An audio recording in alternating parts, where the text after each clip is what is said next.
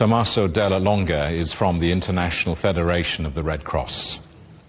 I think that every country in the world would have a big problems to deal with such a large-scale devastation. We're talking about two powerful earthquakes that have hit a country that, of course, has already challenges in the past. But the reality here is that no one can really deal with such a massive, large scale of destruction. We're talking about destruction in infrastructure, debris in the roads, airport in Caracas closed. So the situation is very complicated, and I think that we will have a clearer picture in the next hours, where with daylight we will see how people are dealing with the situation in Caracas, but also in neighboring regions affected by the earthquake. I accept this is also a rather difficult question to answer, given this is a breaking news story. But I mean, do you get any idea of the latest assessments of the damage and the loss of life? What are you hearing? Well, what we are hearing is that even the Red Cross headquarters has been affected, health system has been affected. I was talking with colleagues in Caracas who don't have anyone at home.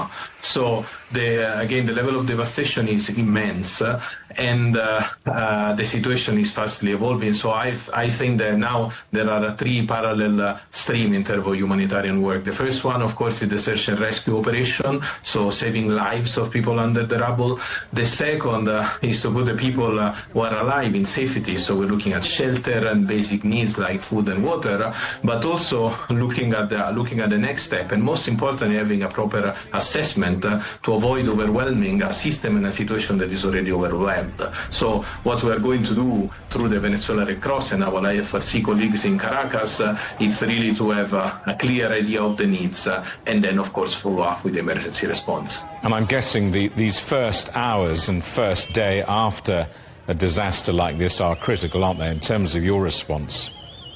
Absolutely. I mean, we know, sadly, by experience in many other earthquakes, that the window to save lives is very short. We're talking about hours and the first days, and this is why all the priority in the country and also for our organization, it's really to support life-saving efforts. And then we don't have to forget the mental health support, because people are, of course, were in panic. They don't want to go back home if they have one, and most of them, they lost their beloved in a couple of seconds. So working also on the mental health support, it's really critical.